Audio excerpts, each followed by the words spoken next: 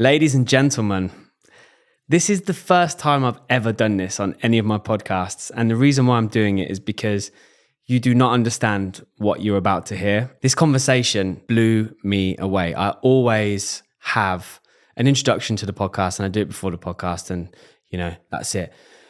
But this one really, if you're listening to this introduction right now, all I'm going to say is hang in there, listen to the full episode because what you're about to experience is going to be one incredible show. And I loved every single second of it. And I'm saying this right now at the end of the podcast, but this is the introduction to the podcast. So thank you very much for tuning into the show. If it's your first time, please head over and subscribe to whatever channel you're listening on because the more people we can motivate and inspire, the better. And you subscribing, commenting, liking, whatever it is, helps this podcast get to more people. So without any further ado, let's introduce this week's guest, Natassia D'Souza. Thank you, Daniel. Thank you for having me. How are you? I am great. Thank you. Good. Lovely. And happy to be here. Do you know what I love is whenever I ask anyone how they are and they say, I'm okay. I'm like, okay, what's stopping you from being great? But you're saying, I'm great. I am. What is so great at the moment for you?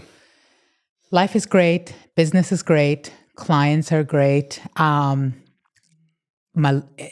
just feel happy, I'm sure things happen, things blow up, but I have a roof over my head. I worked out today. I've got 10,000 steps in the bag. I'm doing well. Yeah. It's amazing. It's amazing to be great is such simple things, right? Yeah. So, but just to give you a context or give the audience, a context, who are you? What do you do?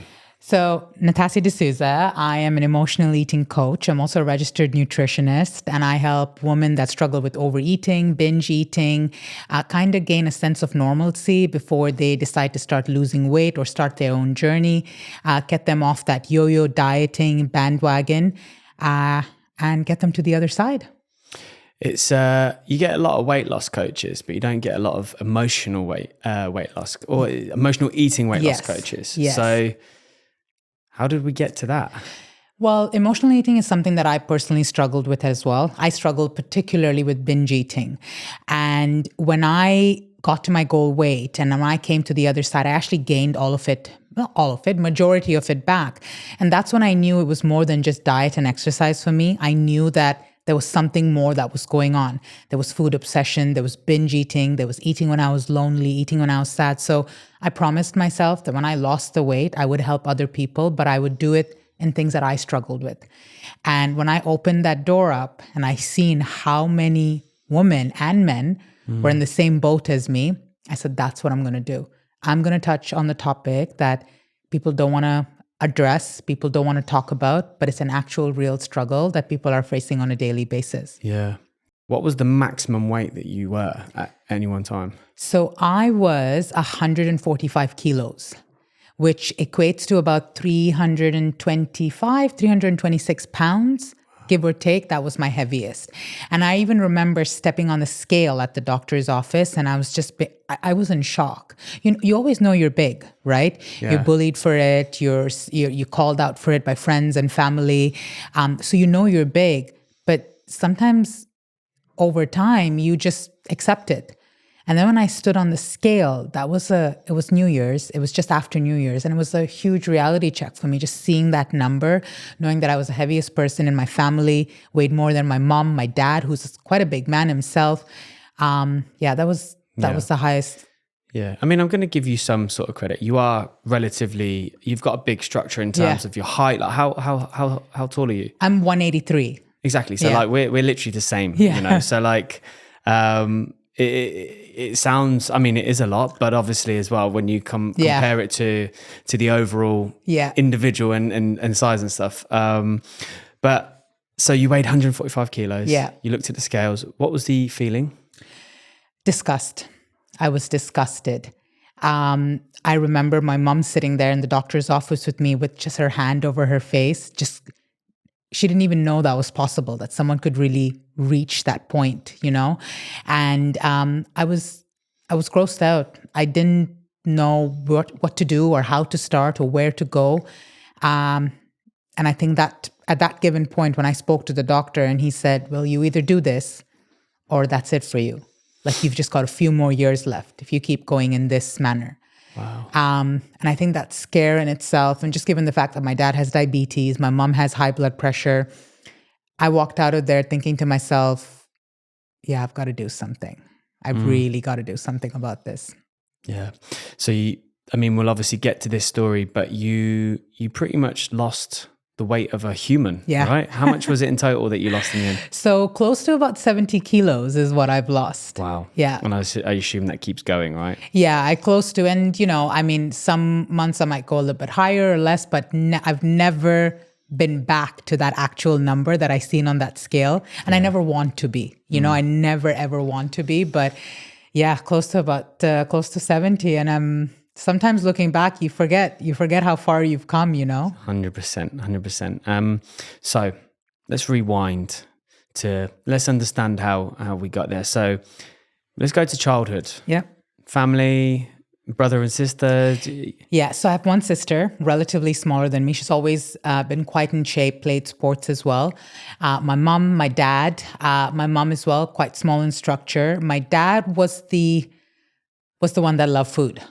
He was 6 feet-ish tall, but he wasn't around much. He worked in the oil fields, so he would go 3 months in Qatar, 1 month in Canada, 3 months in Qatar, 1 month in Canada. So my mom was practically the one that raised us for the most part. Yeah. I mean, you grew up in Canada, yeah? Yes. Which part? Toronto. And there's so much good food as well. It's like, it's super easy. Do you know what I mean? It's just It is. And for me, however, it was more the home cooked meals. Yeah. It was the home cooked meals. My mom, when my dad was home. Just to be specific as well, I grew up between Dubai and Canada. So as a younger child, we were here. And then we migrated across, but my dad stayed behind because of his work and things of that sort. So there was obviously it was a different Dubai back then, right? But still, rich food in the household. My mom cooked a lot of rich food as well. And she catered to my dad's eating needs. And he was a big man, so he ate a lot. So we always had dessert in the fridge. It was always dessert after dinner.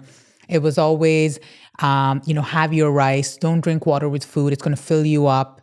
Finish your plate. You can't leave. There's starving children in Africa, know? Yeah. So, these are things I teach my clients now. Like, do you have finishing the plate syndrome? And they're like, oh my God, yeah, I do, right? Because I had it. And you kind of bring these habits with you, but that's the environment I was raised in. Yeah. It's funny you say that because, I always say that if I didn't go to the gym, I'd probably be quite a chunky guy because I can eat food and I love all types of food as well. Not just like, I'm like any normal person where I like my chocolate, I like sweets, but I do like vegetables, fruits, like meats, everything I like. So that's obviously also quite difficult because there's nothing I don't like. Yeah. But I have this thing and it's really bad. Like my girlfriend kills me for it all the time. If we open a box of chocolates, even if it's like a big box of chocolates, I will have to finish that. I can't stop it. Like I can't just have she'll have like one chocolate and just stop. Yeah. I'll just be sitting there just from. And it's when you say that it's and again maybe it is from my childhood, but I always would just associate with just you got to finish it. Yeah. And, it could play back to a lot of things, right? Like sometimes I deal with clients and they grew up in a household where chocolates, things of that sort is very scarce. So when you got it, you had to finish it. Now they're adults making good money, living a lovely lifestyle. But that mindset of, oh my God, if I don't eat it now, I'll never get it again, And it's only when they realize that they're doing that's abundance of chocolate. You could buy it tomorrow. You call the grocery store at 2 a.m. and he'll deliver it, right?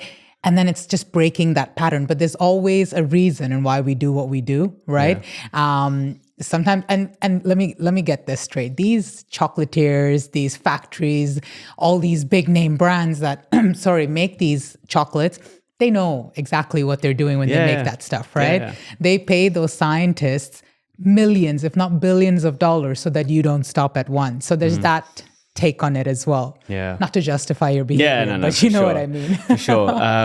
But going back to kind of like childhood then, so obviously, that must have been quite difficult as well growing up, having a sister who was super fit and then, you're the one that enjoys the food, kind of like, did Did the eating start at a young age, or were you quite controlled? The eating started as a young age. I mean, I remember my mom always telling her friends, like, oh, your daughter's big. Her friends would say, your daughter's bigger. And she's like, yeah, I know. Whenever we travel, my friends always make fun that you carry your luggage, you carry your daughter, we'll carry your luggage, So like those are the kind of jokes and the environment I grew up in. So I was always a bigger girl growing up. And then... That's so harsh. Yeah, it was. Now when I look back at it, it was. And a lot, and I was raised I am Indian by origin. And some of the statements that come out from the Indian community as far as weight goes is like, I don't hold back. It blows my mind, and it was only as an adult that I was able to correct that behavior and not be in that environment. But growing up, it was so normal. Oh, look at your thighs. And only if you lost weight, you would be such a pretty girl. Like those are the comments all the single time. It happened so much that I almost expected it, like when we would go to someone's house, I would tell myself in the car ride, I wonder what she'll say about my weight. I wonder what she'll say how I look in this dress. I wonder if she'll compare me to her daughter. Those were the things I would think about all the time because it was just my life. So it was, I loved food. And then I've had trauma in the past that really took that love for food to a whole different level. A level that today I can look back and understand and tell myself, wow. But at that time, it made no sense to me. Food was the only thing that made sense to me.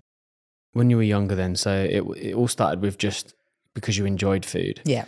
And then what happened when the trauma, what trauma was it like? So I have been sexually abused 3 times in my life by 3 different men. And it was... once when I was about 6 years old, so about 5-6 years old, probably even younger than that, to be honest. But I keep the age at 6 because thinking about it any younger than that doesn't help me sleep at night. Let's put it that way. So I would say 6 because my sister was born. She was about 1 or 2 then, and we have about a 5-year age gap. Then when I was at the age of about 8, and then when I was 12, for that to happen to someone 3 different times. Yeah. And in 3 different occasions. The first time when it was happening to me, I didn't realize what was happening. I was young. I knew it was wrong. I knew it would happen in the grocery store beside our house. And my mom would send me to get groceries and it would happen by the grocery man over there. And I didn't realize what was happening. Would he just take you away or? Yeah, it would just, yeah. And it was, when you're so young, something doesn't feel right. And I had never told my parents about any of these instances. The second time was, that was just more of an assault. Someone came into the building and just was very inappropriate with me as a child. I had gone down to play. My mom had said, go down and play. It's evening time right now. And they were just very inappropriate with me. The third time was me coming back home from school, and I was pinned by my neck in the elevator, and it wasn't a pleasant experience. So, they've been quite... And you've just in your home? This is the elevator in your home? The elevator going up to our apartment building. Yeah. Wow. So if you see the experiences, they've been really drastic. They've been really... painstakingly deep and traumatic. And it gets to the point where it's happened in such a quick concession that it's not allowed you to actually fully forget. And then once it happens again, that opens a trauma from the first time. And then once it happens for a third time, it opens a trauma as well from the second time. So it's just trauma upon trauma upon trauma. And I've done a lot of healing for this to get to actually even sitting here and talking to you about it so openly and so calmly, and actually be aware of all the details as well. All these details are details that I've really dug deep underneath for years on end, pretending like it didn't exist. Actually, when it happened the last time, I remember even telling myself, okay, how many days is it going to take me to get over this? Because I'll get over it. It's fine. It happened now. I'll get over it. And looking back at it now, for a 12-year-old girl to tell that to herself, not understanding the magnitude of what's just happened to her, it's so sad. What prevented you from talking to your family about it? I was ashamed.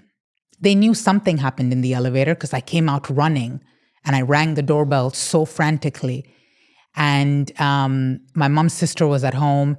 And I remember her coming out and saying, what happened? And I said, oh, there was this man in the elevator. He pinned me by my neck, tried touching me, and, so on and so forth. And so she called my mom. They called the security of the building. They couldn't find him anywhere.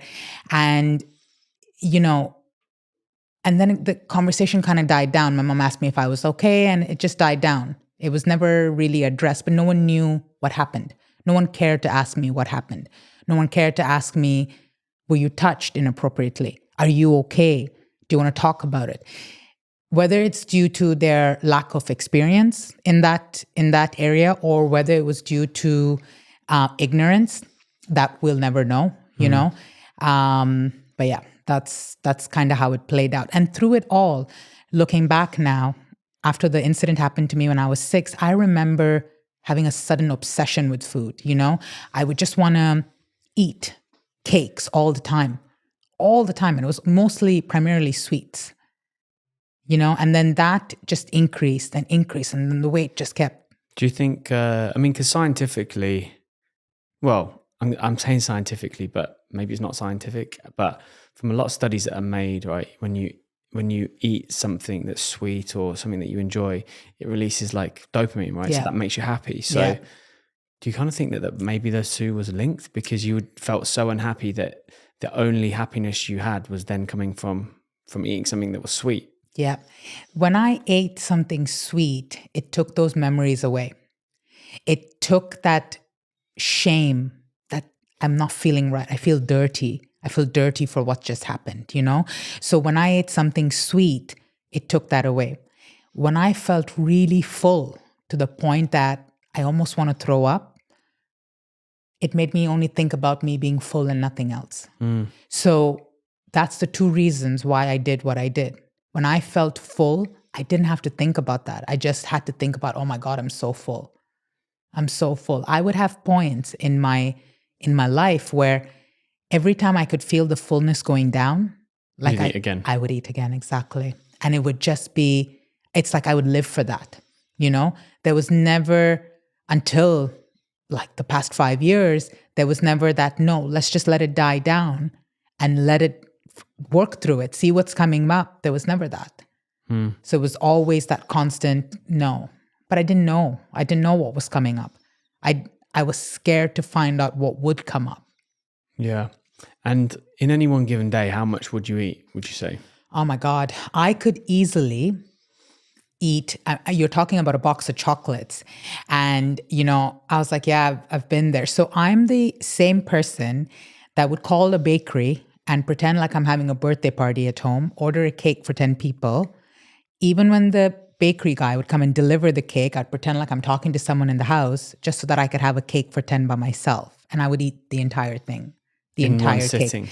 In one sitting. If I couldn't finish it, I would throw the cake away in the garbage bin. And then when that level of fullness died down, I'd go back to the garbage bin and get it to finish the rest of it. So I kind of almost wanted to fight it, but you couldn't. Yeah, I couldn't. It was out of my control at times, and I'd be like, and I would tell myself, I'll start tomorrow. And this was happening more to me after my weight loss and when I had piled the weight back on than when I had my first weight loss. This is what made me realize that this is not diet and exercise. This is more to it than that. And so yeah, I could easily, to answer your question, rack up 15,000 a day, maybe even 20, hands down. Wow. Easily. And, sometimes on YouTube, I watch these 10,000, 15,000 calorie challenges. I don't know if you've ever seen them. And I see how much they eat. And I tell myself, I was like, yeah, I've been there. And they're just doing it for fun. They're doing it for the likes, the views. People like that kind of content. But I would look at those videos and I'd be like, yeah, that's a Saturday for me, no problem. One cake, pizzas, some fries. As soon as things would die down, maybe I'd call the grocery store, get a few other items, easily. Wow. I mean, just saying that, maybe, it goes to show, doesn't it? It's like social media these days. It's, they're doing it for a challenge, but they don't really know what they're getting themselves into and who they might be affecting by what they're watching. Exactly. And you talked about obviously having to uncover the trauma that you experienced. We're obviously going through a period of where you're eating a lot. You know, we're getting into the teenage years. How long did the eating go on before you actually just thought about, I'm going to try and see a therapist or talk about things and try and get the trauma out? So the trauma didn't actually come out of my system until about a year and a half ago, completely. I told the first person that I was sexually assaulted when I was 30. I'm 34 now. You told the first person when I was 30. So I had kept that in my body, in my mind, and my soul for so long. But I knew that in order to move past this, in order to grow, in order to, do what I want to do successfully in life, I need to start talking about this. So I had told my best friend at the time, I said, I need to tell you something. And I cried so much. I remember telling her. I then made a little post on Instagram about it, very discreetly, just saying this is what's happened to me. And that's when my mom found out for the first time.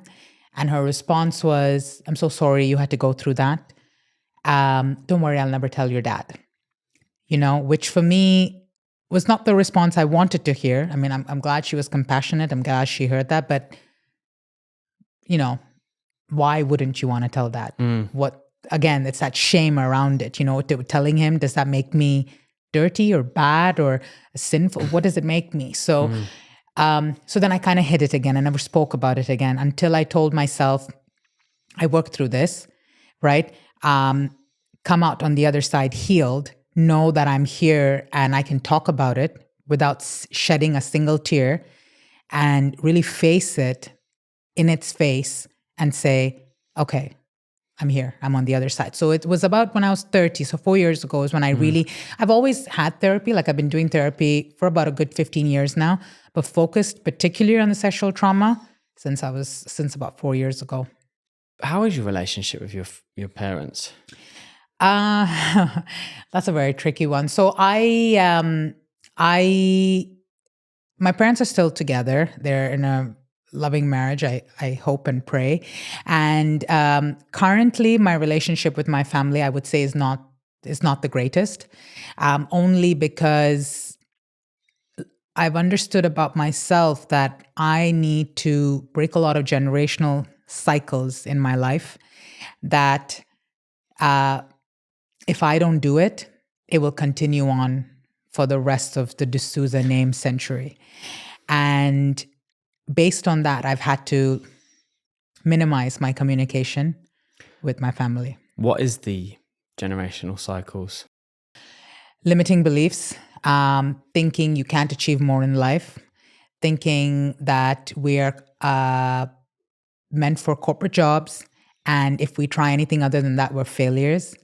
Thinking that if we, try to be more than we thought we should be or conditioned to be, then it's going against what we thought you were meant to be, And I've always told myself, even when I was bigger, I was like, you're going to be so great one day. Yeah. You're going to be so great. I didn't know it back then. I didn't know in what magnitude it was going to be, but I would say that all the time, and sometimes in life, even if they're family, if they're not aligning with the person you want to become, you have to leave them behind. Yeah. No, I agree 100% because, family will advise you that, for example, if you're in a bad relationship, just leave her. Yeah. He or she's not good for you, blah, blah, blah, blah. But then in the same breath, what does that, and I'm the same. I love my mum. I talk about this openly. Yeah. And me and my dad used to have a great relationship, and then it became, for some reason, non-existent. Yeah. And after trying to highlight that these were the problems that we were having, it was just more effort, really. Yeah. I just wanted you to speak to me more. I'd speak to him once in a year. Yeah. And I lived with him. We used to be best friends, and it was quite weird for me. And then one time I had to let him go. It's just not serving me. Yeah. So I definitely know where you're coming from. And I think, it's kind of, that in itself is quite painful, right? When you have to do that with your family. And I think obviously because we've both been in the same situation, you realize when you have to do that to somebody, it's almost society is like, and then you see other people's families and they're really close. Yeah. And the thought that enters your mind is, why could I not have that? Do you know what I mean? Absolutely. That's exactly what I think. And it's only until recently that I've been able to get past that. But that's exactly what I would think. I would actually get jealous. I would get so angry and feel so inferior when I would see people talking to their parents and including them in their plans and their businesses, getting supported in their businesses and things of that sort. And it would make me so uncomfortable, so much so that I would try to avoid it. It's better now. It's much better. Don't get me wrong. I love them, right? I love them to bits. But I don't feel like they get me. Yeah. And that's the problem. And I don't think they ever will. Yeah. I also think as well with the generational thing, it's about the time that they were growing up, So their parents would have been in a time, and I don't know too much about obviously the Indian culture, but, my grandparents were in the war, My nan used to tell me about when she was cycling, she'd see airplanes going over dropping bombs, that's a crazy time to live in. So they're brought up in that environment. And, I know specifically in my particular case, I know my dad probably went through quite a lot when he was younger and didn't really unleash that, and get to the bottom of why he was doing it. It just kept a lot of pain inside, and that's kind of reflected in who he turned out to be. But, that's another podcast in itself, right? Exactly. It's just, exactly. It's, it is... This one, I think, is one thing that we'll just never get to the bottom of. Yeah. But what about the sister? So my sister and I have had very weird relationship. I would say we just rekindled recently over Easter. She came to visit me. And even then, they had to be done on very delicate terms. I had to ensure that I did it in a way where I didn't feel threatened or I didn't feel guilty or I didn't feel. So we met for Easter lunch. We had a good time. We spent a really good time together. We touched base a little bit after that. Are we close? No, we weren't. But she did ask me when she met me, you never told me about what happened to you as a child. And now you're sharing it on social media. And I said, I just wasn't there. I never felt comfortable in the household that we grew up in to tell you guys that this ever happened. I just wasn't there. And I think me sharing that with her made her understand me a little bit more, made her empathize with me a little bit more. But other than that, I always, I see these sisters sometimes and they're sharing clothes and they're sharing lipsticks and doing this and doing that. I never had that. I maybe had it for a small period of time when I was in Canada, maybe just as my sister was growing up and then I lost the weight, we maybe had it for a small period of time, but I never had that because then I was evolving in my own way, she was evolving in hers, and it was always a clash. So it's sad, but I'm happy where we are now, at least better than what we were before, because before there wasn't even communication for years on end. Why do you think you announced that on social media rather than telling them? I knew the direction I wanted to take in my business. Yeah. And I knew that in order for me to take that direction, I had to be that vulnerable. We live in a city where money comes very easily for people. For me, it was more than the money. For me, it was attracting the right client who was willing to look at themselves, look at that part, willing to do the work, and understand that there was more to getting to where they need to be than just diet and exercise. And I knew that if I shared my vulnerability, I would be able to not only help myself, which it really did a lot, but also help those around me. Because the minute I did that, I can't tell you how many women reached out and saying, I'm overweight, and this is what happened to me as a child. I'm overweight, and this is what my uncle did to me. Yeah, no, I mean, that's the thing, isn't it? It's like the difference between telling somebody who probably hasn't had that happen to them, who kind of not going to understand it, compared to people that are going to read that. I mean, it's like, why do I do a podcast, right?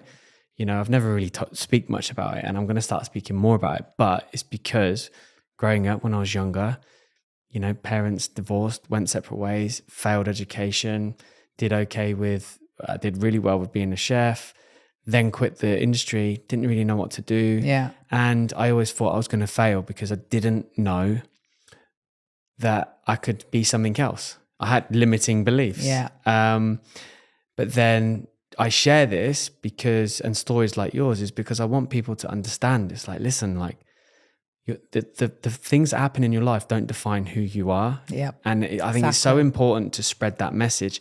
And, going back to you and speaking to your clients, it's your story will be more personable to them, rather than having some bodybuilder personal trainer that's got 6-pack abs and they're like, I don't want that. Like, I actually don't want to have, like, my idea of being healthy isn't abs. Like, it's about having a balanced lifestyle, and this and that. And I suppose that's how you get to relate with clients. Yeah. And I have clients tell me all the time, Natassia, the reason I am with you is because you get it. It's because you've been there.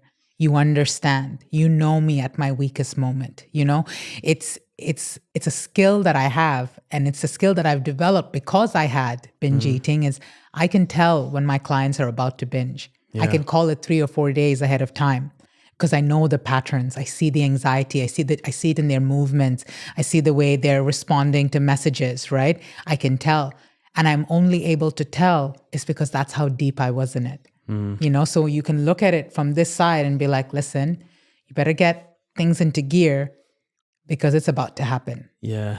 And when you used to go on these binges, then would you kind of just neglect the world and just go into it, or?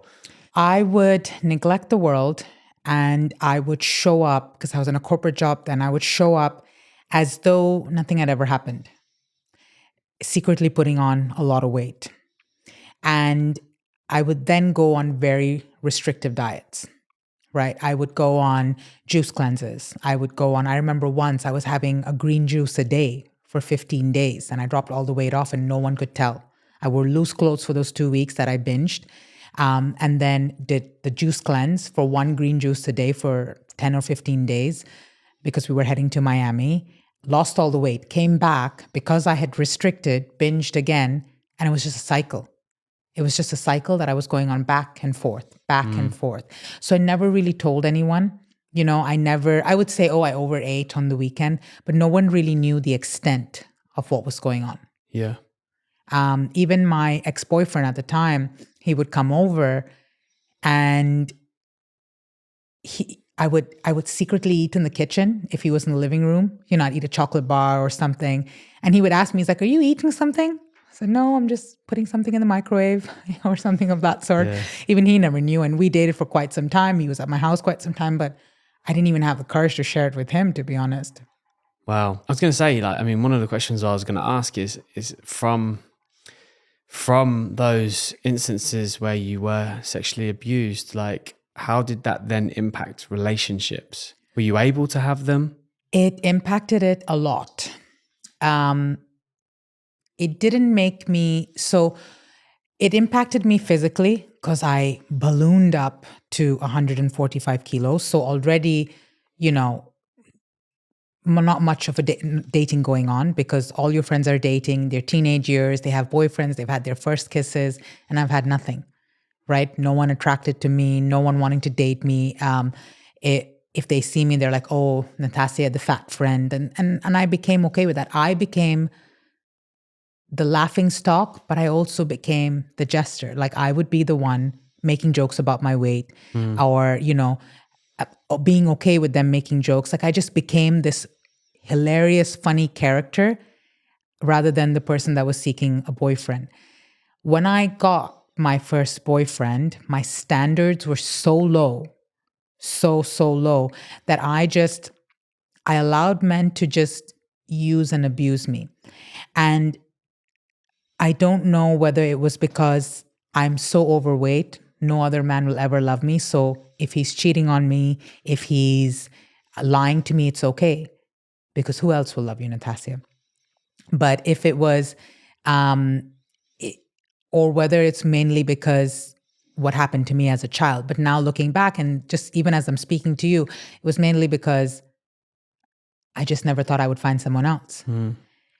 And that happened about 2 or 3 times. And then right after that, after I lost the weight, I just wanted to be single for some time. I actually didn't know how to act around men after I lost the weight. I didn't know how to pick up I didn't know how to flirt, I'd been overweight for the majority of my life. Because your identity, I suppose, was... Yeah. the Natassia from before. Exactly. And so sometimes I'd even look at myself in the mirror and be like, who is she? And I'm like, oh my God, that's me. So when I got my first boyfriend when we started dating, right after I lost the weight, it was my first real relationship, no cheating, just actual dating in love. And it was good. It was good to experience that for the first time. I didn't know how that was or how that played out, So it was really good. But a lot of my past crept back up. A lot of the trauma crept back up. A lot of being unsafe. If I was left alone for too long, it would creep back up. And because I hadn't shared that with him as well, he didn't understand what was going on. Why is she this way? Why is she feeling lonely? Why is she feeling sad? So yeah, I mean, it's gotten much better now, but I would say, just to answer your question, it did have its share of struggles. And you mentioned about obviously the low standards that you had. Like, describe the character of man that you was dating then. Did he just treat you terribly? Yeah. So so one of the first guys that I dated ever, and I remember he messaged me on. I bet he's sliding right into those DMs now. Yeah. Like he messaged me on. I promise you I'm a nice guy. Yes, exactly. I don't know if you remember High Five. I think it was High Five or something. It was one of those like social networking websites. And I met him and he's like, oh, do you want to buy me lunch? And so I bought him his lunch.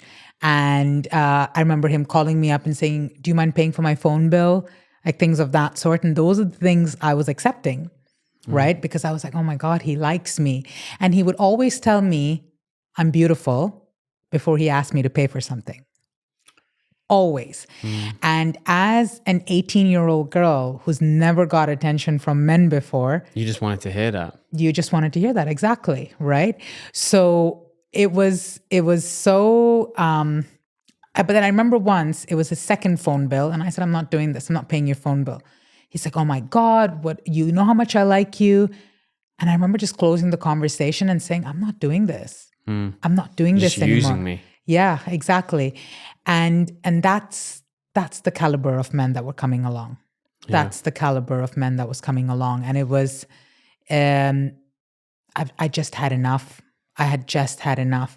I think the one that really did me wrong was when he was, I guess he didn't use me in a way of financial means, but more, he was obviously had 3 or 4 women in his life. I was just an option, but I didn't see that because I loved so deep. I still love so deep, But I remember a therapist telling me, I remember when we broke up, I said, I can't live. I can't breathe. I don't know how I'm going to continue my life. And she said, is it that you can't live without him, Natassia? Or is it that you're just addicted to him? And the minute she said that, I was like, oh my God. She's like, how many days a week did you see him? I said, I would see him like 6, 7 times. She's like, so are you just addicted to his presence? And I said, oh wow, you're absolutely right. So I think that gave me a big moment of realization of how I was getting used and how men were kind of taking advantage of the personality and the behavior that was developing over time. But that took a long time. That still took a long time to get past. Yeah. Take us back to the first day where you've obviously been on the scales. You've realized that, oh my God, life needs to change. Otherwise, I mean, when you went to the hospital and you got weighed and you was 145 kgs, how old were you? I was 19. Wow. I was 19. And they told you only had a couple years left if you kept going that way. Yeah. So obviously you went away. Tell us the first day. So what was the action plan that you put into place? Was there even a plan? Yeah. So, funny. So the doctor gave me a diet. No, it was 0 carbs, right? It was like, it was absolutely 0 carbs. Yeah. This kills me. Yeah. Don't get me started on doctors and nutrition. I know. Trust me. And this happens still today. Yeah. So it was 0 carbs. It was all meat, certain amount of broccoli, certain amount of this, certain amount of that. And I remember him giving me the diet, and I literally took that diet, folded it up, told my mom, we're going to do this next week. She forgot about it. I took the diet, put it in my drawer, my bedside table, and we didn't look at it for about a month. A month later... Carried on eating cakes and stuff like that? Everything. A month later, I told my mom, let's go to the drive-thru. I went to McDonald's, ordered a Big Mac. I switched my Coke for a milkshake. Got a few boxes of fries, a couple apple pies, and I went up to my bedroom and I ate the entire thing. This was January 2nd. January 3rd, I came downstairs with the diet to my mom and I said, we're going to do this. And she said, are you serious? I'm like, everything that's on this paper, I want you to buy and I want you to help me do it. I used to be in university full-time then and I was working full-time. So I said, I can't do this without your help. So you need to help me out. And she's like, fine, we're going to do it. So I did it for the first week. I followed it to the T. It was the hardest week of my life. Yeah. Not eating anything sweet, eating all this meat. The good thing about it in that aspect was I could eat any amount as long as it was within that list. It was just meat and vegetables. That's all that it was. And yeah, I know. And looking back now, I was like, oh my God. So but at least it got you started. Yes, exactly. So did that for a week, lost 3 kilos. Did that for the second week, lost another 3 kilos. Did that for about a month and I was already down 11, which was the first time in my life that I had ever lost any weight, right? So it was a lot. I lost about 5-6 kilos prior to when I've done a series of programs going on. My parents enrolled me in everything you could ever imagine. So I did lose a couple here and there, but never to this extent. Next month, we kept going, another 10 kilos. Next month, we kept going, another 5. The numbers started to drop slower than usual, but they were still dropping. And there was no turning back then. And I still remember when I reached my goal weight, I walked into my doctor's office. I was just moving out from home. I just bought my place in Montreal. So I was moving away. And I told my doctor, I was like, I'm at my goal weight, and I've got a promotion. I've just bought my first house. I'm moving out. Like, what should I do now? And his exact words were, now you can live your life. Now you can do whatever you please, whatever the things that have been stopping you from all those years, now go and live your life. And that was probably the worst piece of advice. Because you went back to it. Exactly. It was probably even worse than the diet that he gave me. If he would have told me, right, now you've got to learn to live more balanced. Now you've got to understand that if you go back to your old ways, you will go back to being the old you, right? Yeah. That was never advice to me, right? And I'm not going to sit and I would blame myself back in the day saying I should have known better. I should have done my research. No. This was not my field that time. Yeah. It was your responsibility to tell me, educate me, and that I should know better, but they didn't.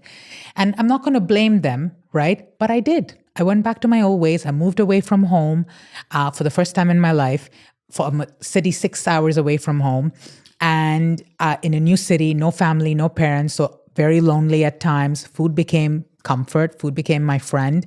And it just spiraled. I gained my first 5 kilos. I went on some restrictive diets, gained my next 5 kilos.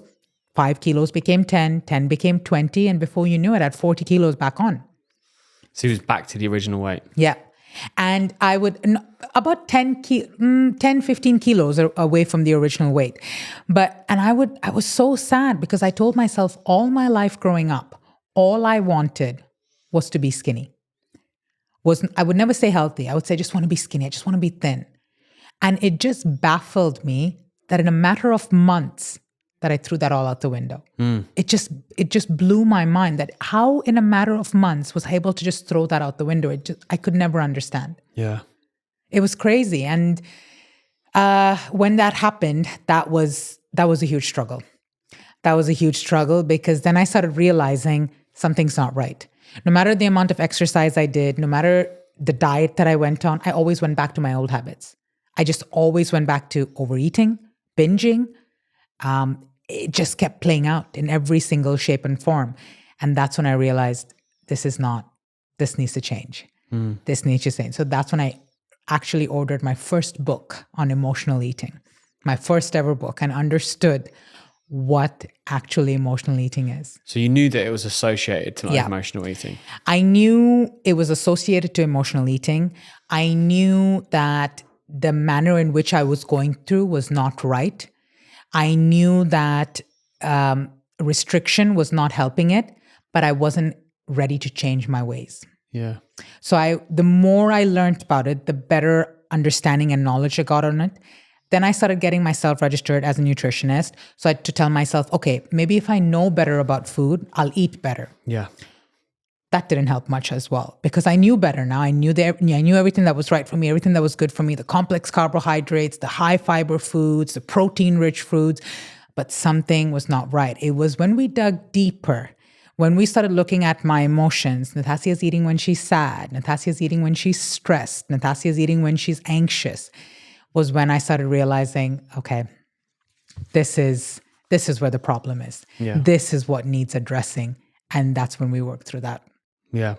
I, in the early part of my career in the UAE, it's obviously quite stressful when you first move here and just trying to make things work. And I remember I would get stressed and I would do that. I would order a McDonald's. Yeah. It's so weird, isn't it? Because you think to yourself, I'm just stressed, but you just think, I just need something quick to eat. But really, it's not that. It's the comfort element. It's like, I want to feel just like, secure, like almost in a sense. But when you were doing all this discovery, then this was with a therapist? This was with a therapist. This was with a psychologist as well at the time. And I was doing my nutrition training on the side. So I was working my corporate job while all this was going on. Who is it with, the job? Because we keep talking about a job that I haven't asked you yet. Who are you working for? So I'm from the luxury beauty industry. Okay. I've worked in retail for many, many years. I've also worked in the banking industry as well. I worked at Bank of Montreal, one of the biggest banks in Canada. And then I worked at Hudson Bay, which is one of the biggest luxury stores in Canada. When I came here to Dubai, I was working with Bobbi Brown, which is also luxury. That's what I was doing for the most part. When I came here, I knew that I always wanted to do something in weight loss. And I always told myself, okay, Natassia, but what are you going to do? I didn't want to be a PT. I didn't want to be a nutritionist. I didn't want to be a dietitian. I wanted to help people where they struggled the most. So I went and I got certified as a life coach, right? And then I went and I got certified in cognitive behavioral therapy for eating disorders. So you did all those qualifications? I did. Wow. I did, because I knew that me getting certified, understanding those levels of expertise, understanding what it takes to get to that point of developing an eating disorder, overcoming an eating disorder, and even if someone has the capacity of doing so, would not only, again, just help me, but help others as well. And I had to be the test sample. I had to understand. And so then that's what I did. And while I was working on my own journey, then started helping others getting there. Yeah. So there was a lot of, it's great because the thing is, it's like you made yourself a student of the game before you even went 100%. out. A lot of people just don't even do that. No. See, the thing is, people have their certifications, but they don't have any life experience. I had all the life experience. Every single thing that could have had to have happened. Therapists, when they meet me for the first time and they know my entire story, the sexual abuse, my parents, all of that, they're like, you're what we call a complicated case, So I've had all the life experience. I'm just a case. I'm not a complicated case. And then I told myself, got the life experience. It's not like I got to go now and go, hunt for that. But now I've got to get the certifications to understand this in the terminology that it can be explained to others. Yeah, so I can help deliver that information and help people professionally rather than just emotionally. Exactly, right? So that's when I started getting these certifications as well. The more I understood it, the more I told myself, wow, I can start helping people now in this area. I can start incorporating this into my program. I can start teaching them about learning to say no. I can start teaching them about self-confidence, body. It was amazing. It was amazing. And it was areas that I was learning as well that I could now apply to my life. Right? So it was absolutely brilliant. I had to do it. I had to do the certifications to ensure that I'm giving a level of expertise and knowledge and advice and coaching that these individuals can truly benefit from, not just personal experience. When did you pick up your first client? My first client was, it's coming up to the date very soon actually, was 2 years ago, July 11th. Wow. You'd have started your business 2 years ago on July the 11th. Yeah, July 11th. My first client was from TikTok. Wow. Yeah, it was from TikTok. She had messaged me and said, do you offer coaching? And I was shaking, because by that time I was certified. Yeah, exactly. I was certified, but I was doing nothing with it. Yeah. I was certified and I was like, okay, yeah, I'm sure. And I called my friend and she said, say yes, you're certified. What is wrong with you? And I was like, are you sure? Like, is this what I need to do? 18-year-old Natassia saying in the ear, you can't do this. Exactly. You're not, yeah. Exactly, right? And got my first client and it was amazing. It was absolutely amazing. It was a learning, obviously, things that I do back then compared to how the way things are structured now, so different, so different. But I got my first client, then I got my second, then I got my third, fourth, fifth. And now I'm sitting in 2023 having helped over 500 women. Wow. Yeah. And just women, or you help men as well? Well, in the past, I suppose if you're talking about being able to speak and kind of like understand, it's very difficult to understand a man if you're not a man, right? Exactly. But I'll tell you, I closed the door to men until I had healed completely. Yeah. I'm healed now. So at the beginning of this year, when I was manifesting, I said, I'm ready, but I'm willing to work with men who know that the work that I do is deep. We will touch your levels of stress. Your ego needs to be addressed, right? Your trauma. I'm not a therapist. I'm not going to take you through I'm not a sexual trauma therapist, so I'm not going to take you through those levels of recovery, but we need to talk about what your eating patterns were when they happened, right? What have you brought with you to today's life? So if a male has gone through that, they need to understand the level that it takes. And not all men are quite open to that. Yeah. But I do have 3 male clients at the moment. And that was something I believe I manifested this year because I told the universe when I put out my list for the year, I said, I'm ready. I'm ready to make it happen. Yeah. And what do you find, like when people come to you, is it all the same kind of like, Natassia, I just want you to help me with this, and it's all the same? Or is it quite varied requests of what they want help with? The majority of them is weight loss, right? Majority is weight loss. Now that I'm so niched, I'm so specific in what I do, they come to me with the goal being weight loss, but also knowing that they've failed. So let me start with the similarities. The similarities are mostly people that have yo-yo dieted for years, people that have lost and gained the same weight, people that have had surgeries, injections, pills, and have lost the weight and now gained it back, right? And people that have just never lost the weight and don't know how to do so because everything that they've done has failed. These are the similarities that I see coming along. The differences is in their relationship with food. So the differences are I'm a binge eater or I'm just an overeater, right? So binge eaters usually very, very good at suppressing their emotions. Overeaters are somewhere along the line, food became a good comfort for me, just like the McDonald's. And I took that a little too far. And now I don't know how to stop. It's become a habit.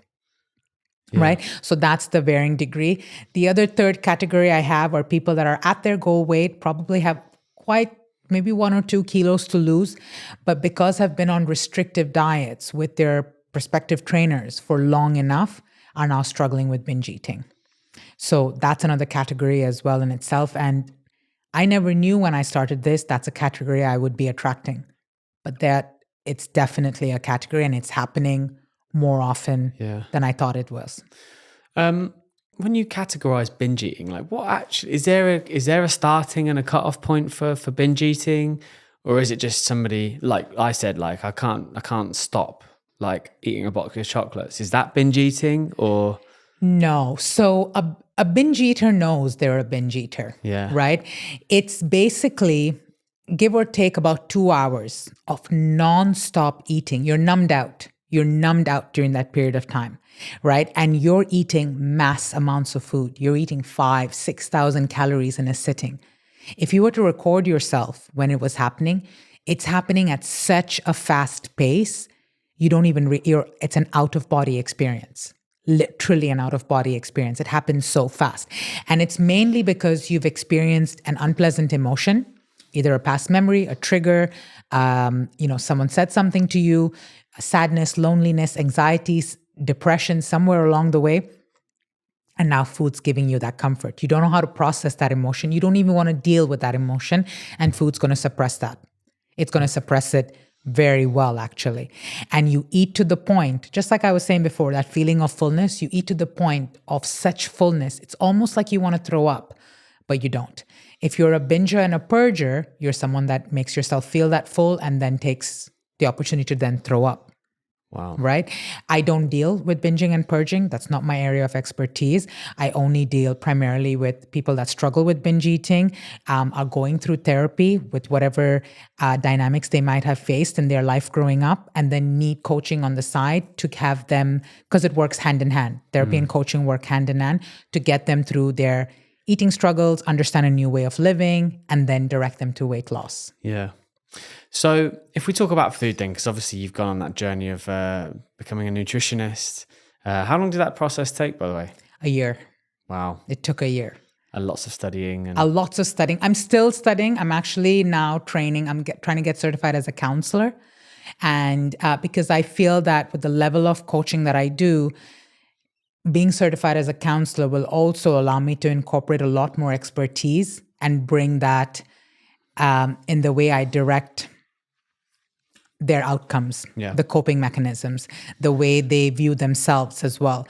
And so I am actually in school as well at the moment, trying to get myself certified as a counselor. It is not easy. I will tell you that much right now. It is a lot of work, but that's all right. I'm doing it at my own pace. I'm doing it nice and slow. So it's all good. And the end goal is the most important part. So exactly. The end goal is the most important part. I mean, I'm already learning so much about the first few chapters with things that you've got to be a good listener and you've got to do this. And, now we're learning levels of empathy and things, the deeper connection conversations. And I find that that's the kind of conversation I want to have. I want to have deep conversations. We're already there. We're already talking about why you eat, how you eat, when you eat, what's causing you to eat. But I want to take it to the next level. And this is going to help me get that. Yeah. So food, let's talk about food then, because I'm sure a lot of people are going to be listening to this and being like, okay, so what can I eat? What can I not eat? Like, and I suppose everything's balanced, right? But you said at the beginning, carbohydrates, complex carbs, like walk us through that side of things, because carbohydrates tends to get like a bit of a dirty rap, but carbohydrates are part of weight loss, right? Of course. I mean, when people tell me they're on zero carb, no carb, keto, Atkins, I cringe a little bit. I cringe not because I'm disgusted by them, but because I've been there and I've seen the damage it's done to me and the weight I've gained back from it. Yeah. It's a false weight loss is what I like to call it. It's an absolute false weight loss because you're losing water weight, right? Because of the depletion of carbs depletion of water in your cells. You're going to gain the weight back, and you're not only going to gain it back, but you're probably going to gain more, right? And it's just restriction in a whole nother way. If you're an overeater, if you're a binge eater, and now you're restricting, you're telling your body and your lower brain that you can't have something, watch when you get a little bit of it, because a little bit's not going to be enough. You're going to be sitting there wanting more, not being able to stop. Exactly. Not being able to stop. So carbs are good. Potatoes are good. I don't know when potatoes got such a bad rap. Yeah. Right? Do you know what? I was actually, I said to my best mate, I'm like, mate, I went on MyFitnessPal because I was feeling like, sometimes, when you feel like I just need a big feed. Yeah. And a big feed for me is just lots of carbs, lots of protein, and lots of vegetables. Yeah. I was like, I'm just going to have loads of potato wedges because Spinneys do amazing potato wedges that just put them in the air fryer, done. And I was like, mate, I weighed like 300 grams of potato wedges, which is a lot. And it was like 300 calories. I was like, yes. Exactly, right? So potatoes have gotten such a bad rap. When I sit with clients and they're like, okay, take me through a day of what I should be eating. And then I give them a list of options. You could eat chicken, you could eat fish. I am a big advocate of flexible dieting. A lot of the people that come to me are struggling with overeating. I will never start a weight loss journey with them until and unless we've calmed down their lower brain and letting the lower brain know that it's safe to proceed to weight loss. That involves letting your brain know that the years of restriction and dieting that you've done is no longer going to take place. You're going to a new level in your life, but it's going to be done in a very safe manner, a manner that includes the food that you love. So what's the lower brain got to do with weight loss then? So the lower brain is a part of your brain that gets triggered when you've been on yo-yo diets, restrictive diets, 500-calorie diets. It literally is something that happens in your brain, which...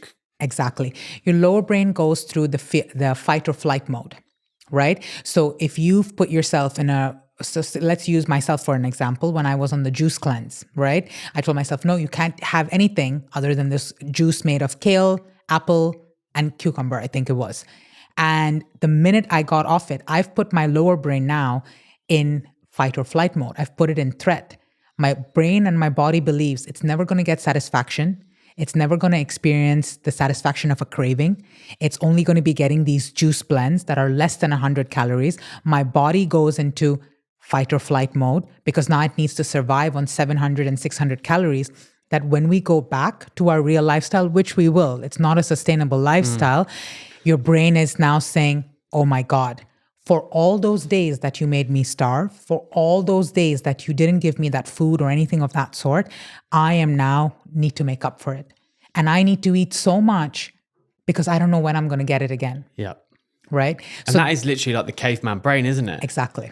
And I think I've learned a lot about that recently because obviously books, podcasts and stuff, and we live in a world that's evolved immensely. Yeah. But our brains are still the same. Yeah. Yeah. Our brains are there to protect you. Yeah. Which is why it gives you, makes you anxious when you're in moments of where something could happen, and these things. Yeah. Absolutely. And whenever I'm having a conversation with a client, I always tell them, I said, there's 3 people here in the room. So pick your words wisely with me, right? Don't use words like you can't, you shouldn't, I should restrict. I cannot have that on the weekend. When you say 3 people, you mean you, the client, the brain. And the lower brain. Sometimes I even ask them to name it, right? Yeah. Because it helps them when the urges come, when they want to have those binge eating episodes, it helps them understand that, oh, Natassia, Albert came, or What's your lower brain? My lower brain. I haven't named mine. Is it a man or a woman? Have you defined the sex of it? Because you said Albert, so I'm like, maybe there's a man sitting there. Because one of my clients calls her lower brain the Albert. I haven't actually called mine. For a period of time, I was calling it, I read this in one of the binge eating books, and they're like, you should refer to your lower brain as a pig. So for a period of time, I was calling it the piggy. I was like, oh, Piggy's here. She wants to take over. She wants to take control. Yeah. But I don't resonate with that. Just calling even a part of me. Just even saying that, piggy, even just calling a part of me a pig, I was like, okay, that's gonna die. Yeah, that's not you've gonna got to happen. speak more positively. Mine was slightly different to that. So I worked with a performance coach on mindset and stuff. And Victoria, she's been on the podcast, and she's incredible as well. But she was I said the same. I've like, because I've read the chimp paradox and stuff like this. So I started to call it chimp. Yeah. And every time I got into a situation where I would face imposter syndrome, I'd be worried about something. I'd think that I was going to say something wrong on a podcast, or I'm doing a live talk in front of hundreds of people. I'd say, you know, what if you say fuck? What if you say it's what you swear? Or, you know, what if you embarrass yourself? And then it got to a point where I'd literally be like, listen, mate, I know that you're worried about me, but like, come on, really? Yeah. Really? We've done this 70 times. Why should I be nervous? Or I've done this before. We've prepared for this. Why is it? And then it sounds really stupid because I've literally been in aisles in Spinneys and I've like been talking to myself, and then people are looking at me, or in the car, like, and I'm like, or I'm rehearsing something and people are like, is he talking to himself? And I'm like, yeah, I actually am. Yeah. And I still do it. I still do it. I'll be like, and to this day, I feel the urge to binge when I feel unsafe, right? And I say this all the time. The urge to binge never disappears. It never disappears. You just get really, really good at handling it. So to this day, I talk to myself and I was like, Natassia, you're safe. You're safe. You're fine. You know you're fine, right? You know you're okay. You got this.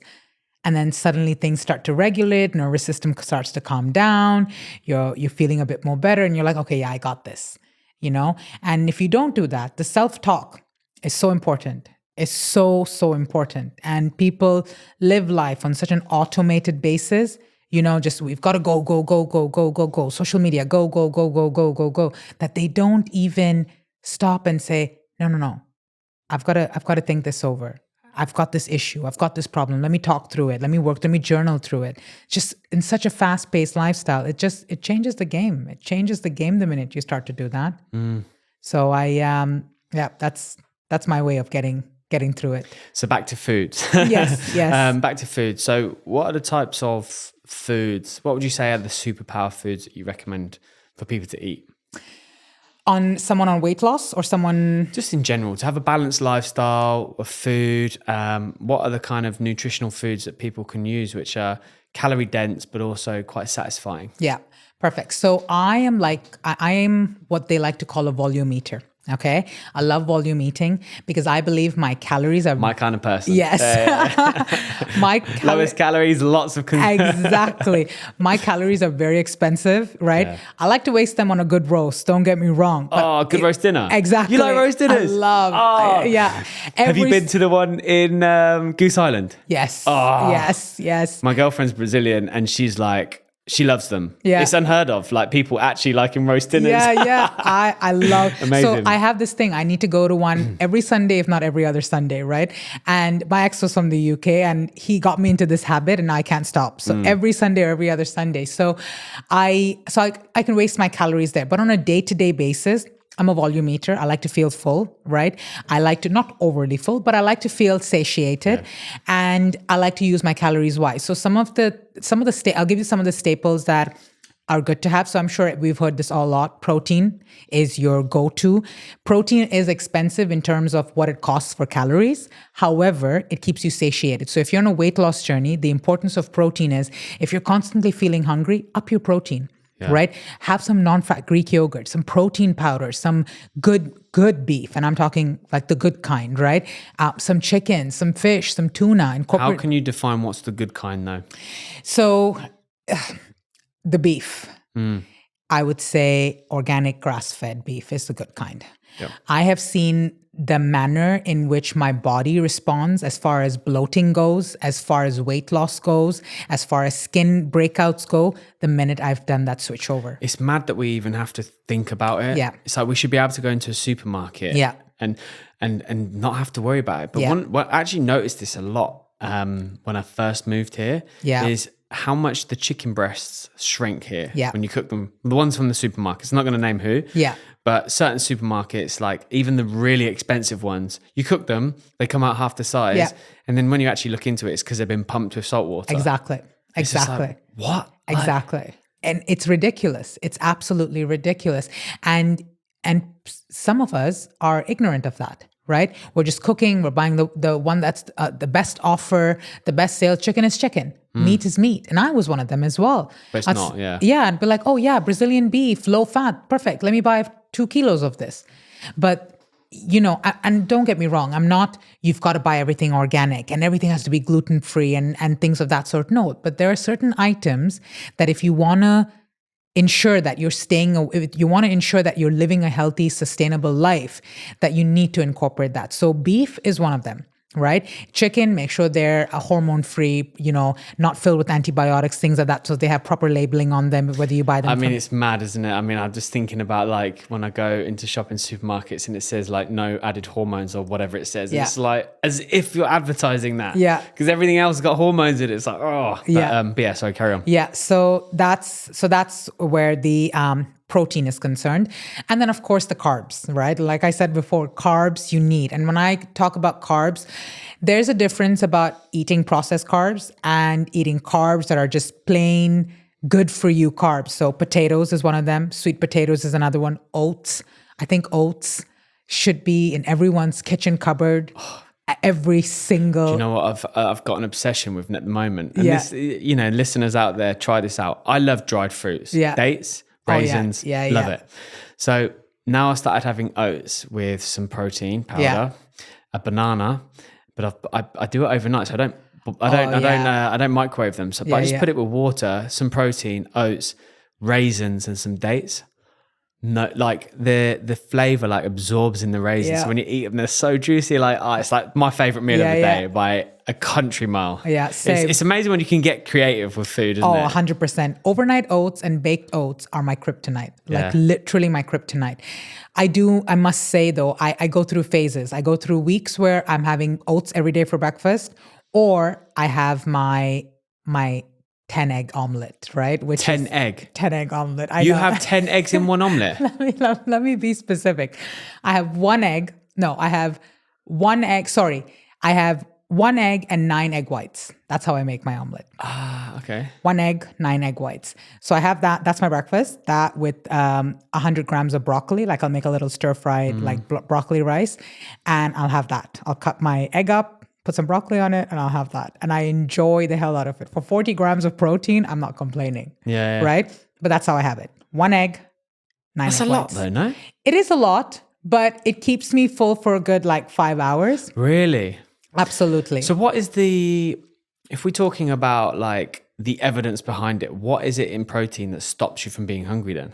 So protein is basically, so protein is the molecule in your body, right? And it's it's the biggest component in your body that basically takes up the satiety, fills up the satiety level. So when it comes to building muscle, for example, the components of protein that you get from, say, meats and protein powders and things of that sort, it takes up a lot more space, right? So when it takes up that space, your need for something sugary, something sweet, something salty, let's say, is reduced, right? So when you up your level of protein, not only are you helping build your muscle, but you're also helping burn fat at the same time. So whenever we say, okay, protein, have more protein, it's not just a matter of... So it's because your metabolism is taking more to burn that, then that produces more calories spent, right? Exactly. So when you have... So I'm a big believer in building muscle, right? I'm a big believer in building muscle. So I'm always harping about protein. When you build more muscle, you're burning more calories. To build that more muscle, you need more protein. To have more protein, you need to eat more protein. When you have more muscle, you burn more calories. So it kind of has this little cycle effect. And the more you utilize it in that manner, the more you see the benefits. I mean, every time I have a client tell me, Natassia, I got 120 grams of protein this week. And I'll ask them, how was your overeating? They'll be like, minimum to none. I had no cravings. I hit everything. I had no evening cravings. And those chocolates you asked me to plan in, I didn't even feel like having those. Right? So the satiety level goes through the roof, literally through the roof. I'm not talking about 50 grams of protein. I'm talking 100, 120, 140 if you're in my case. But that's interesting. I'm going to try that. Because one thing that I was doing recently is having less protein, more carbs. Yeah. But I mean, right now I'm starving. And but I was also listening to, do you know the glucose goddess? Yes. Oh my God, I love her. Yeah, so she was talking about how to stop cravings. Oh my God, I'm obsessed with her. You eat vegetables first to line the intestines for the fiber, stops the glucose spike. but then you also have protein. Yes. And then you eat the protein, and that is obviously, and that was one of the first times that I heard that protein stopped you from, like, prevents you from being hungry. Yeah. And she also has this other tip that I've incorporated now into my lifestyle is having vinegar with a glass of water. And I've tried it, and it's bloody brilliant. Is that for energy, or? It's to reduce the glucose spike. Yeah. So I don't have carbs for breakfast, but I'll have carbs for lunch and maybe dinner, depending on what I'm feeling like. So it'll be potatoes or sweet potatoes or something of that sort. So I'd have before my breakfast, because I'm having quite a hearty breakfast, I will have I've just tried it now for 2 weeks, the vinegar, and I have no crash after. I feel really good. I feel like my food's digested, super, super good. Like I'm good to go. If I need to go get my 10,000 steps right after that, like we're good.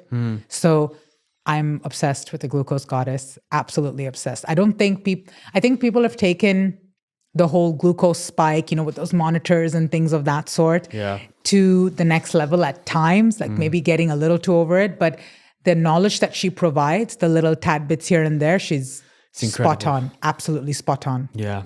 So we spoke about food. Yes. And I mean, I could talk about this forever because I love it. But I was looking at some of your content recently. Let's talk about some of this nonsense that's out there. The health industry BS.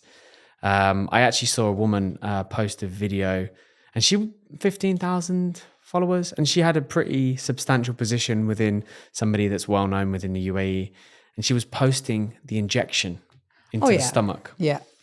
And I was like, you cannot post that. How can you, like, you have people looking up to you, and you're promoting something that shouldn't be promoted, but it seems to have come around. So let's talk about all these fast pills, which is like diet pills and fat burning pills, and like the injection. I saw one of your posts on the injection. Yeah. I've done a podcast about it, actually. It's wild. Yeah. So here are my thoughts on the injections. So the injections were initially created for people with diabetes, right?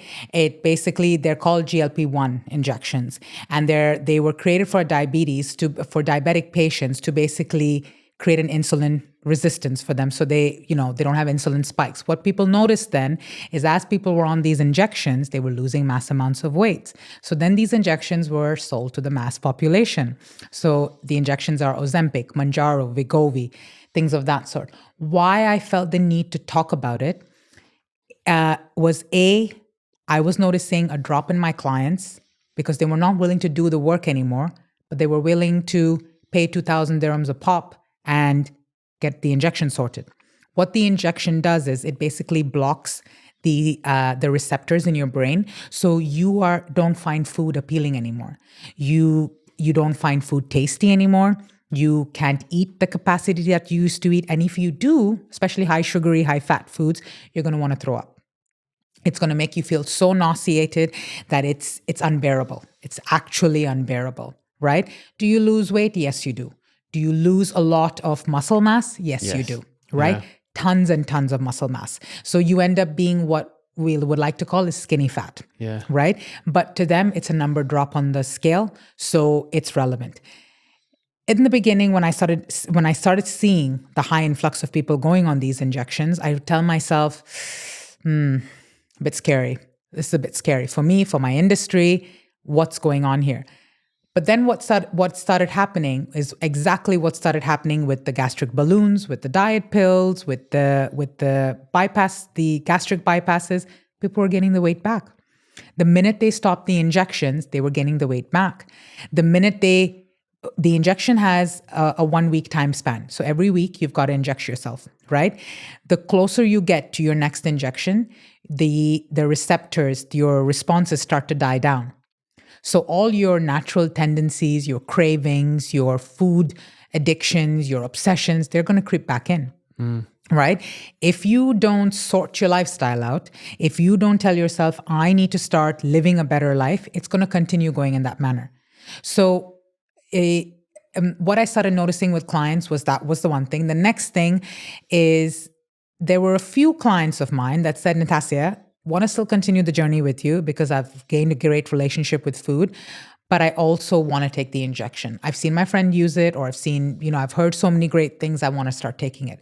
So I have probably 2 to 3 clients at the moment, right, that I coach through on the weight loss injections, but very specifically on the life that they want to live after, right? I have nothing against the injections, and I'll tell you why. The injections allows a person who is on the very end of the overeating spectrum, very end of the weight loss spectrum, that don't even realize their actions and motion. It slows down the process for them. It allows them to say, oh my God, I'm stressed right now. I don't even feel like eating, but why is my hand grabbing for this donut? Why do I want to put something in my mouth? It allows them to see that. Yeah, okay. Right? So that's the benefit that I like about it. Because those emotions don't stop, right? Exactly. So did you find that people were not wanting to eat, but when they were stressed, they still wanted to? Yes. Wow. It's so automatic. Wow. And this is what people need to talk about more, right? Yes, I understand the downside of it. And I'm very clear about this with all my clients. And I tell them, they'll be like, Natassia, no, I don't have those cravings at the moment. And I like a tape recorder, say it on every call. Understand that we're talking about your life after Ozempic, after Mounjaro. Are you going to be on these injections for the rest of your life? No. Then let's talk about your life after this. If you don't change this routine now, if you don't change it, incorporate it right now, you're not going to have that life. You're going to go back, because I've seen it. I've seen it happen. I've seen people take the injections. Everything's good. Everything's dandy. Stop the injections. No control. Back to square one. And then they go back to taking the injections again. Wow. Right? But if it's used wisely, if you're willing to do the work, if you're willing to tell yourself, I know we're going to get on the other side, if you're able to sit down and really analyze what's going on, it's going to help you a ton, massively, right? And I see it. I see people saying, I'm not hungry. I'm like, I really don't want to eat, but I'm noticing, this is a good one. I'm noticing that even as I'm going home from work, I somehow end up in the drive-thru. I was like, but why did you go to the drive-thru? You didn't need anything. You didn't want anything. I don't know. I don't know how I ended up there. So I just drove out. So it just goes to show you for how long they've been ignoring themselves, ignoring their habits, ignoring their patterns, that they're now seeing things that they've never seen before. Yeah. Right? So to me, it's like nothing against people using them. But if you don't acknowledge how your life is going to be after, and you don't change or do anything else rather than take the injections and full reliance on it, your weight loss is not going to be a success story. Okay. So people listening in, if they're stressed, what can they do to counteract that, apart from obviously reaching out to you? So if you are stressed, the top 3 things that you can do is first assess your level of stress. I identify what's stressing you out, right? And the first thing you can do is deep breathing, right? If you're stressed at work, I would say go for a walk if it permits, right? Exit the environment, right? Find out what your stress is, exit the environment. But if you're not, then deep breathing, 5 deep breaths in and out, just kind of let the stress out of your system. And the reason I say this is because if you're stressed and you're a stressed eater, it's going to help. It's going to help the situation, right? Yeah. The other part as well is just assessing where your feelings are and putting them pen to paper.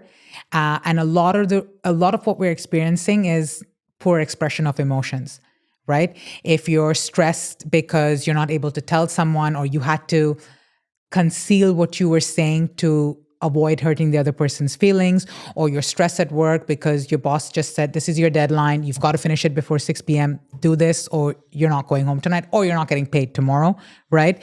And you're not able to retaliate or respond, you've got to do it. I mean, there's no other way to it. So write it out. You don't have to send that letter to your boss now, right? But write out exactly how you feel, express what you're saying, and kind of go through it from there. Another form, of course, is exercise. Right? I always tell people, I don't work out to lose weight. I work out because it keeps me sane, right? If you work out every day, you work in a high stressful job, eat less processed food, work out more, you're going to beat stress in the ass. Let's put it that way. Yeah. Wow. I mean, this conversation, it's It's been incredible, and I feel like we should at some point in the near future come back and do a part 2. Yeah. I could really talk for hours with you.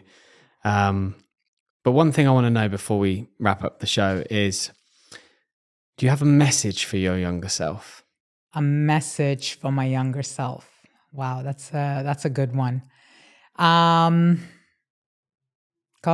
what would I tell her? Yeah, I do. Okay. So I'm talking to her, right? Yeah, she's in the past. You're looking at her. You're the person you are now, and she's looking at you thinking, wow, that's who I became. But you're talking to her, the person she was. Right. I would tell her, hang in there, Natassia. It's all going to get better. You don't even understand where you've taken this. You don't even understand why you've been through all that you've been through and where life's taken you. And you've only just begun. That's what I would tell her. Amazing. Natassia, honestly, like I can't thank you enough. This has been such an incredible conversation. I hope you've enjoyed it just as much as I have. Definitely. It's been a pleasure, an absolute pleasure. Thank you so much. And for the guys at home, wow.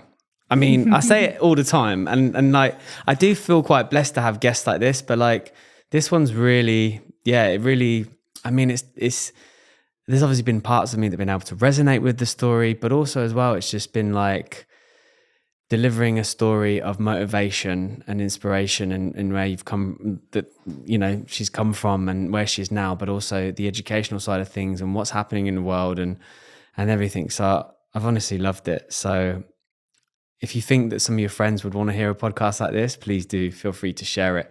We've been making these podcasts week in, week out for the last 4 years. And only now, can you believe it, are we really starting to get traction? And it's because of you guys that week in, week out, comment on my podcasts, share it with your friends, like subscribe to the channel. And I can only hope that keeps going so I can keep speaking to amazing people like this. So, thank you very much, and we'll see you next time.